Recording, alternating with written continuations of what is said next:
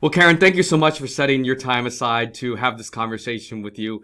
When I saw your TED Talk, I had to reach out. I love telling stories, both at work and in the personal life.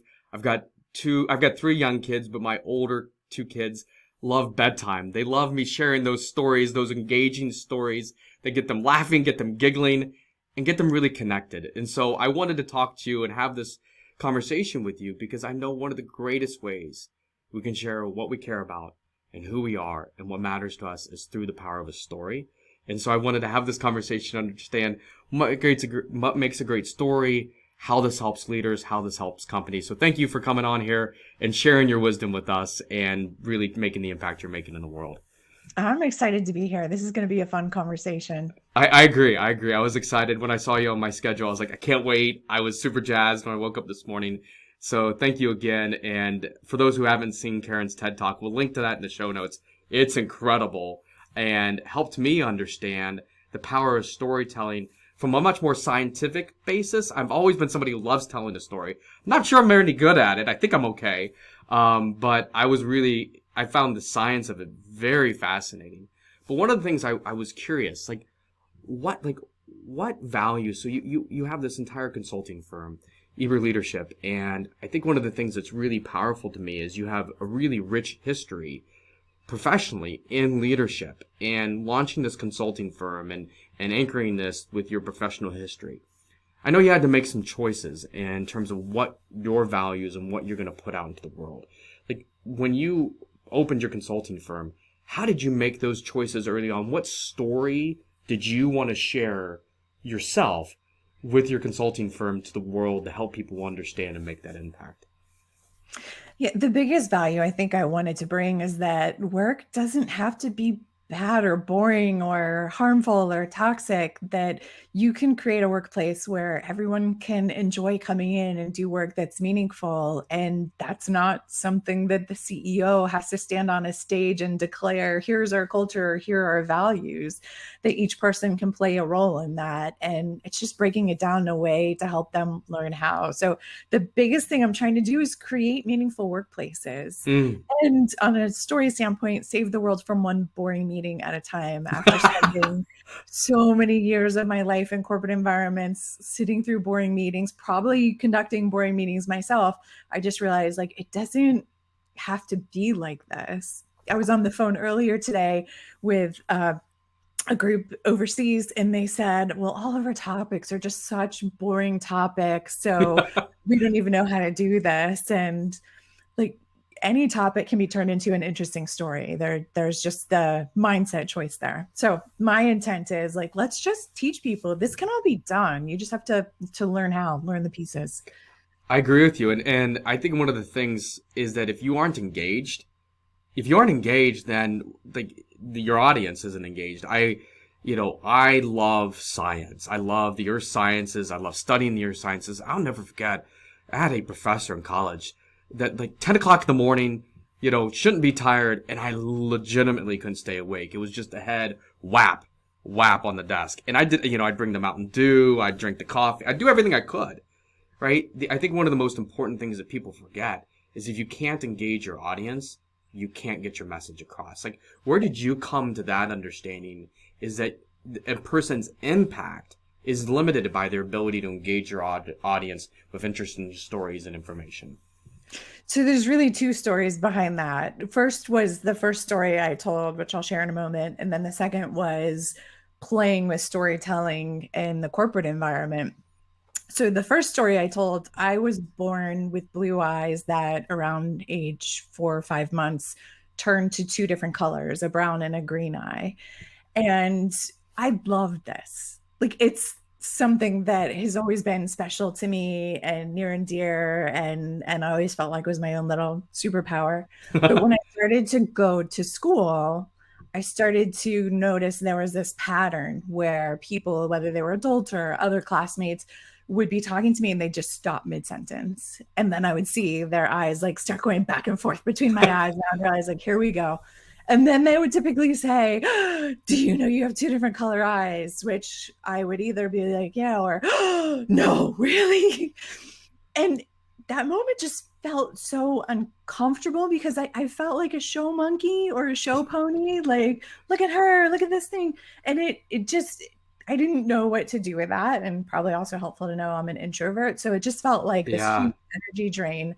And so I started to tell this story that shifted the energy, which was that I was born with brown eyes and I was coloring one night. And you have that box of crayons where some of them are perfect and some are peeled and some are broken. And, I'm sorting through the box and dinner was not going to be for a few more hours. Hungry. And I picked up a green crayon and I sniffed it and it didn't really smell like anything. And I nibbled it and it tasted a little waxy, but it didn't taste bad. So I ate it and I ended up eating all the green crayons in the box. And the next day I woke up and my eye was green.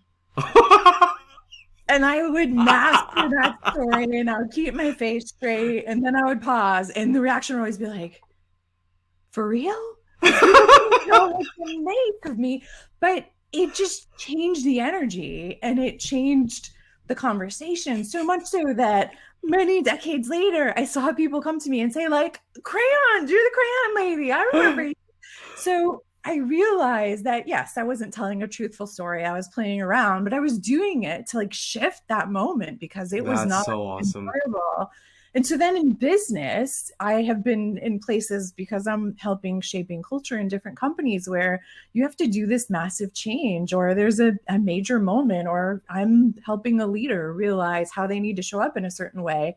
And I realize like you have to use these stories to connect. And most importantly, as a leader, when you're using a story, especially a story about yourself, it doesn't have to be personal or revealing, personal details, but when you're telling a story that comes from you and your experiences, it's actually going to create more trust between the people around you because as I talked about in the TED Talk, it releases oxytocin, increases empathy, and strengthens trust. And so I just realized that why would you go into a meeting and just talk about numbers on a page of PowerPoint, wasting everybody's brain and their time when you could go in with a solid story in 2 minutes and harness all that energy and get to a completely different outcome?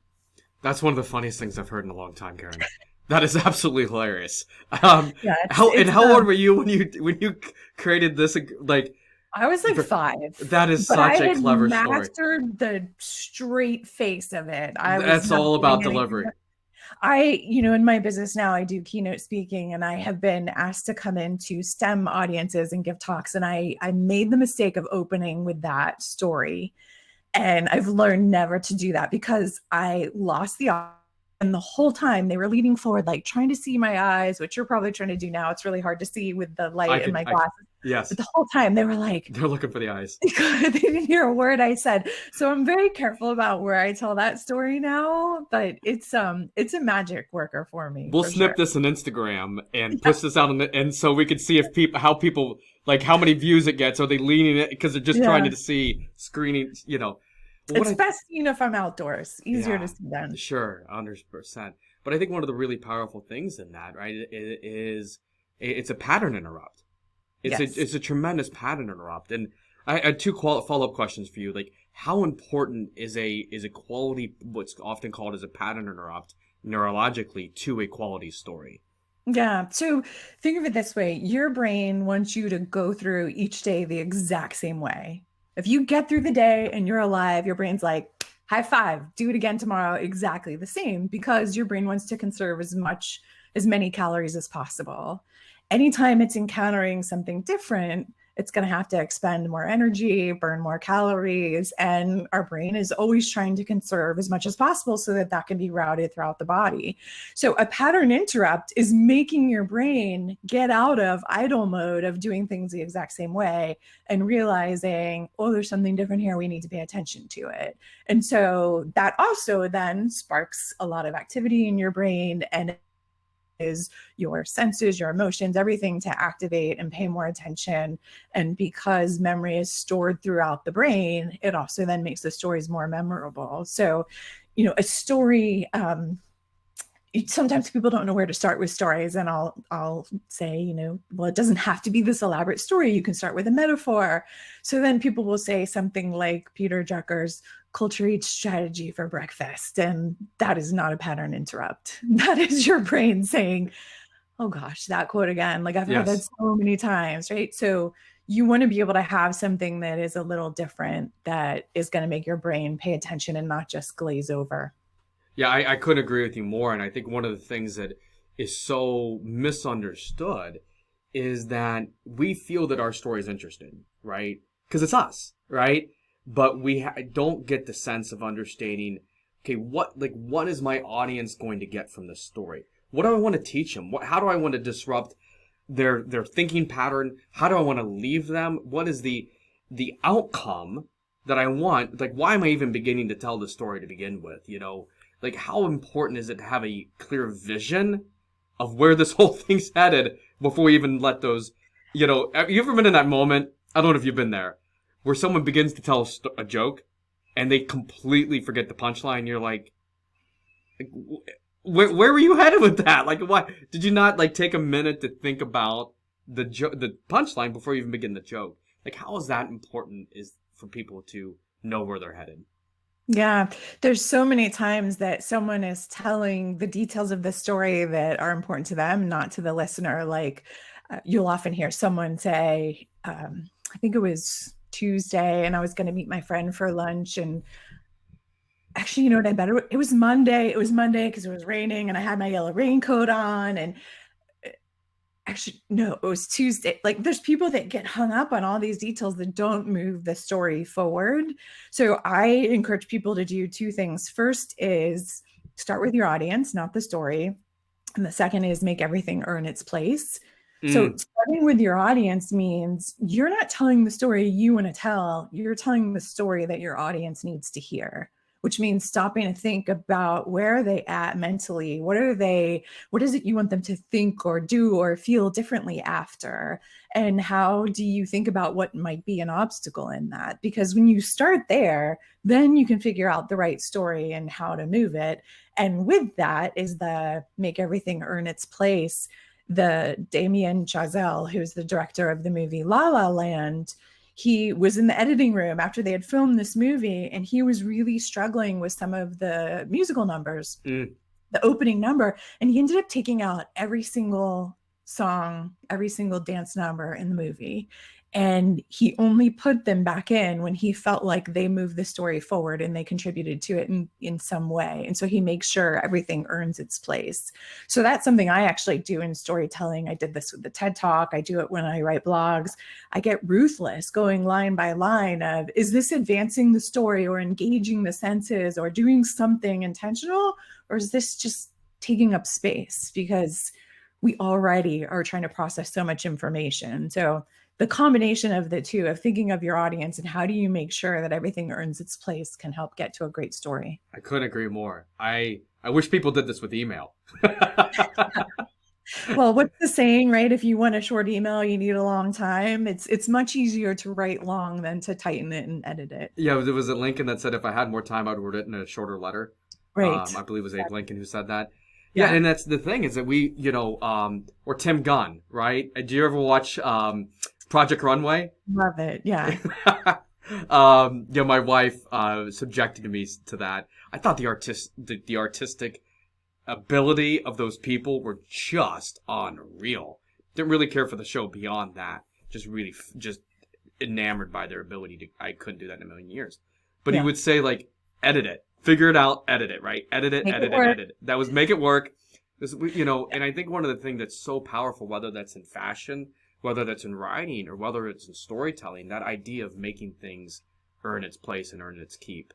How do you go about that? So like, because there's some interesting points to me. So you've written this blog post or you've crafted this story that you think is really relevant and you're super emotionally connected to it, right? Like, how do you make that tough choice? Like, what are you thinking? Like, because I think that's really interesting to really get like, what's the thought? Like, are you going into like, okay, putting yourself like, is there a visual process of imagining yourself as an audience? Like, what do you, as like athletes do at that starting line? Like, what's that process look like for you? I actually wrote a post on this because as I was preparing the TED Talk, I kept trying to put this story in that didn't work, and I didn't know it because it's a story that I'm often asked to tell in my keynotes, and people love it, and so I'm like, well, of course I'm going to put it in this talk, and it just I couldn't bring the talk together, and I couldn't figure out why. And I was in a conversation with someone. She's like, you have to kill your darling. And I thought, like, what are you talking about? This story is so close to me. And as soon as she said it, I realized it, and the whole thing fell into place. And I realized I was focused on the story I wanted to tell and not the story that the audience needed to hear. And so the most simple way is to, of course, work through who your audience is, but then stop and think, like, is this helping the audience in some way? Is this connecting with them? Is this moving them forward? Because I've done it so much, I can get really ruthless and keep cutting and cutting and cutting. And you get into that mode. And I just know that it's a part of it. In fact, I'm writing a book on storytelling. Okay. And I am in the process right now of thinking, I'm not sure the opening story is going to stay because I'm not sure it's the right one. It's one I love, but I'm not sure it's the right one. But I'm okay with that because I know that this is the way the journey is going to go. And as I get super clear on where I want to bring the audience, then I'll know. So I think when you start first with defining who your audience is and what you want them to know, think, feel, do different, you can then start to say, is this helping move that audience toward that outcome in some way? Is this going to give them insight, or is this something I love? Because most often the things that are our favorites, you do have to kill because it's not earning its place. So where does vulnerability come into all this? Like, one of my favorite authors is Brene Brown and all of her work, and I think I've read all of her books. She's produced so many, but I've read almost all of them. I'll say that. And I think one of the greatest gifts she's given is the power of shame and vulnerability and understanding. But there's vulnerability is a connection tool, but it also can be used as artificial hot wiring, as she talks about. So where does vulnerability come into good storytelling? And is there some dangerous point where too much, like, where do you know you've gone too far? If you figured that out, where you're making just everyone like to feel super awkward in the audience. Yeah, Brene Brown is a perfect example of storytelling. And I think the reason why so many people relate to her is exactly how she titles herself. Like, I'm a researcher, storyteller. She's breaking down the research using examples from her own life, her own struggles, her own foibles that make us connect with her because she's being vulnerable in those moments. Vulnerability is the thing people try to avoid the most in storytelling, and it's the thing that's going to make the best story. It feels super uncomfortable to have all eyes on you and you having to tell a narrative, especially if you haven't planned it or organized it. That feels very uncomfortable. If it's a narrative about yourself, that can feel very uncomfortable, especially if you're talking about a mistake or a lesson learned or just something, taking people on that journey. Neurologically, your brain is threatened because all of a sudden all these eyes are on you while you're talking and your body says you're in danger. This is also why Zoom is so hard on people and people have Zoom fatigue, because all eyes are on you, even though they're really not. It feels that way and your brain is firing like you're in danger. But vulnerability is not to be turned away from in storytelling, because Mm. when you are vulnerable and you tell a story and you try, whether it's a story about yourself or whether it's a story about someone else, people feel connected with you. I get emails from all around the world about people that talk about their phone falling down an elevator shaft, or my favorite, the person that said, I was watching your talk and I immediately reached for my phone in my pocket to make sure it was in my pocket for fear. Right? And so that act of vulnerability brings people in and it connects people, even if they've never had that example or that experience of the story themselves. So it's not something to avoid. There's ways to do it that still allow for you to be private. You don't have to tell a story about yourself, but you do have to be willing to get up and tell or write something that evokes emotion, because that's where you're going to connect with people. The line of where is it too far If you're oversharing private details, information, I mean, anything that would be considered oversharing gets uncomfortable. And that is same for any unwritten rule of conversation. You know, if you're using a personal story, this isn't permission to go air your dirty laundry or to share your most intimate details, but it is a way to take people on this journey to help them get new insight. So I always try to encourage people just to have a few seconds of courage, because the antidote to the vulnerability that makes people not want to do it is to tell a story. Every time I'm coaching a leader and they're like, oh, no, no, no, we're not using a story. We're not using my story. I'm like, I just need you to trust me on this. Let's go. And then they tell it and they see the response. And they're like, okay, I get it. Now let's make me a good storyteller. So you just have to try to realize, oh, we're not going to die. It's okay. This is kind of fun. Yeah, it's I probably tell more stories than I should. I don't know if that's a possibility, right? But for me, when I'm trying to make a point and I'm trying to understand something, or I want somebody to understand me, right? I think one of the greatest gifts we can give people is, if you're in leadership, is to understand the ethos of you as a human being, right? Is if you can understand me as a core human and why and where my decisions are grounded to, then if I make a mistake, which I'm going to, I mean, I'm just, you know, if I'm leading you long enough, I'm going to mess something up, right? Is that what was the core place these choices came from? And I think stories are an exceptional way to help somebody understand who I am, what are my values and choices grounded to, help them feel comfortable in understanding that, hey, this guy is struggling too, just like me, right? Like, how important is that piece of creating that relatability?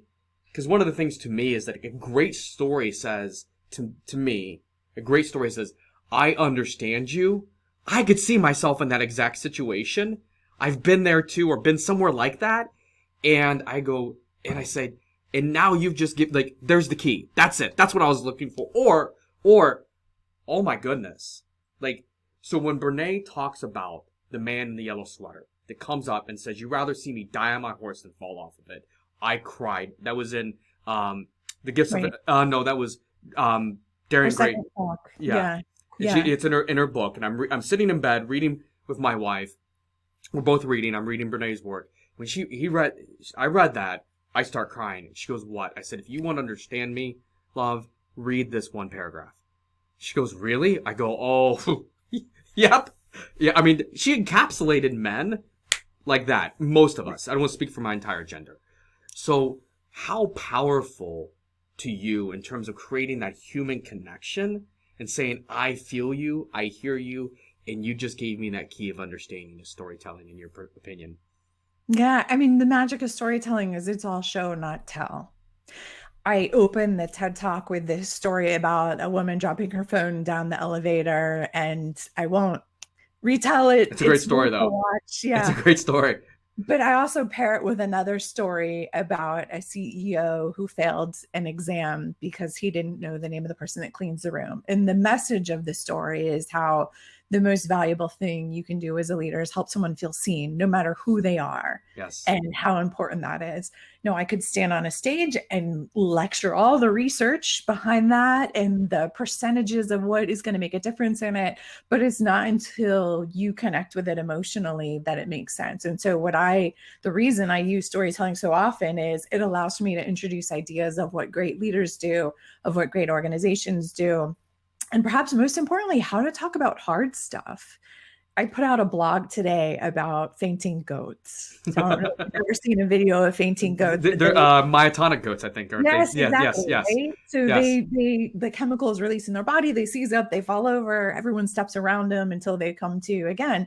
And it happens because they're startled. They get overloaded in the moment and they're still conscious, but they can't do anything.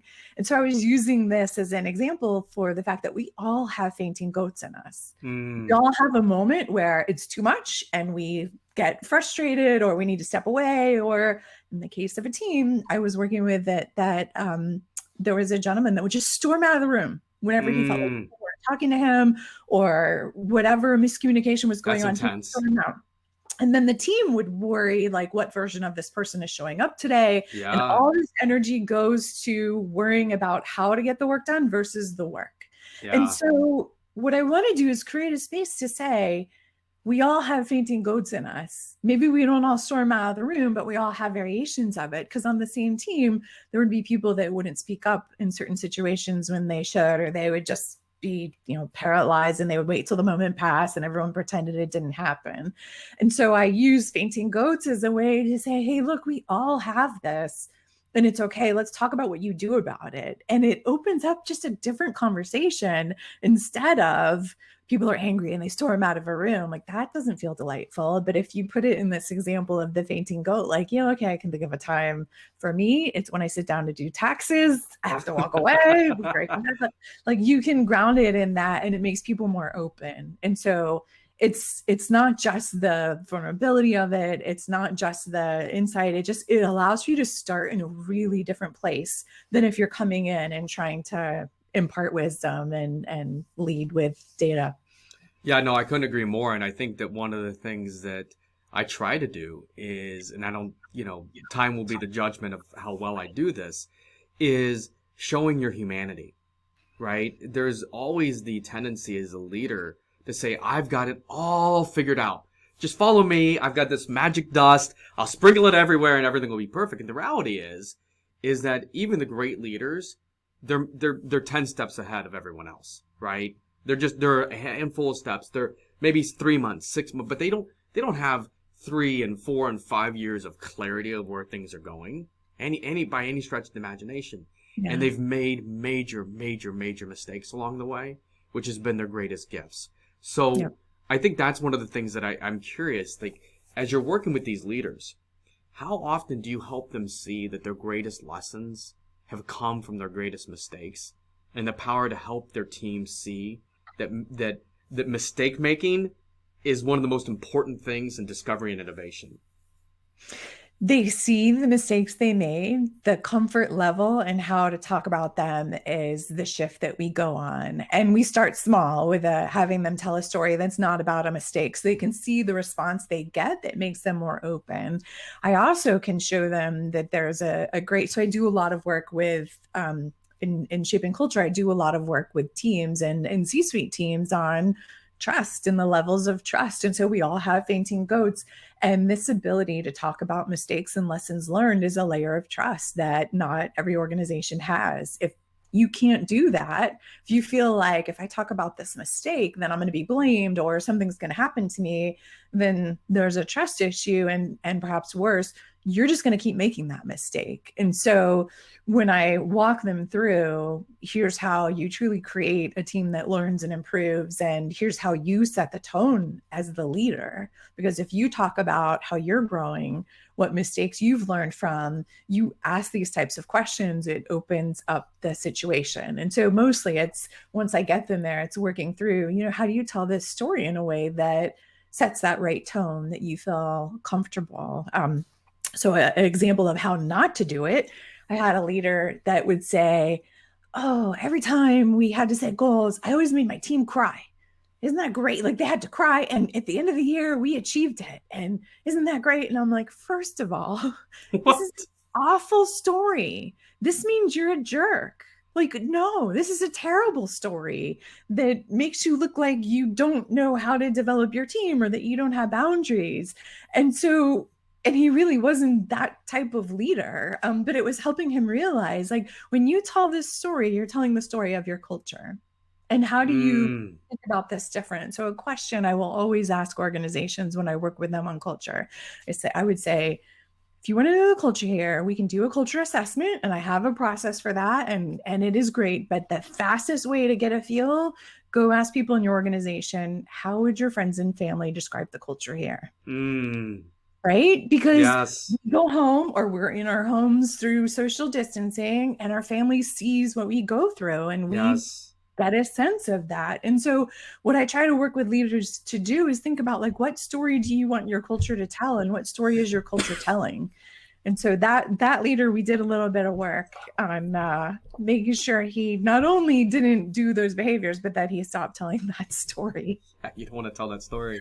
You don't No, want to tell that story. he was so proud of it. And I'm like, what is What? wrong with you? That is awful. But I think, and I don't want to use gender as the filter, but I was talking before we hit record on how men have this much broader width of permission to have anger involved in the professional setting versus women and people of color, and so often that they feel that they get this misassociation. We talked about this in another episode between results and anger, results and the wrong emotional response, and so they keep doing it because they think that is what's getting the result, when it's actually this culture, societal culture, that they're just not getting punished enough for making the wrong decision.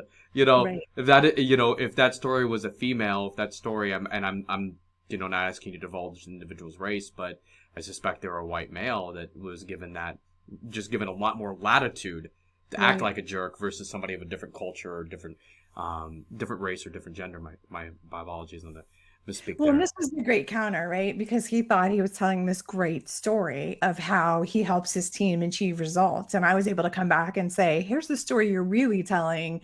And it painted it in a completely different way for him that just never occurred to him. So, so much of these, it's really a fainting goat moment. Like, not have had a reaction before, but that doesn't mean that the team wasn't sitting there silently thinking, you're crazy. So let's really figure out what the truth is here. Yeah, and I think there's a desire for an emotion, right? Is Yeah. that so often with storytelling, we don't know the emotion we want to trigger with somebody. Like, what do you want somebody to feel? What do you want them to feel, right? So I share a story. I share a couple stories, and one of the stories I share consistently, right, was a story after So my wife and I have 3 kids, and we weren't the kind of couple. We did not I don't know if you have children or anything, but not necessarily relevance for this recording. But so I was not the person to read a whole bunch of parenting books, right? I just didn't. I read a couple and went, I read them and I'm like, this just isn't my flavor of learning, right? But I still had no idea what I was doing. I have absolutely. So when Lauren gave birth to our first child, it did not go well. There was complications, things that we didn't expect. I didn't know it was a bad idea for both of us to stay up with the child the early weeks. Which, this is not a good idea, right? So Yeah. I'm exhausted. She's exhausted. There's a fresh market I'm not allowed back into. Like, I'm never allowed back into this fresh market because there's no groceries. I'm thinking, I don't want food to spoil. We're going to be at the hospital. So we came home to an empty refrigerator. Bad idea. Bad Yeah. idea. So tired, hungry, these are not great combinations. So when we had this really tough experience.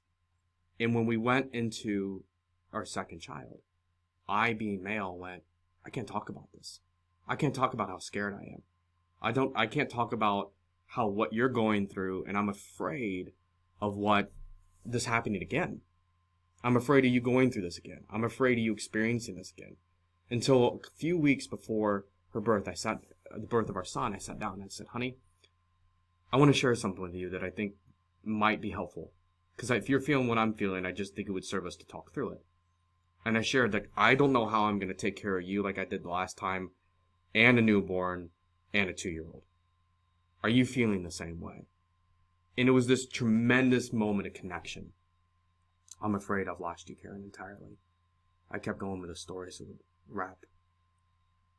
You were totally frozen. I don't know if you can hear me at all. If you can hear me, just exit, come back in, and we'll edit it and it'll sound great.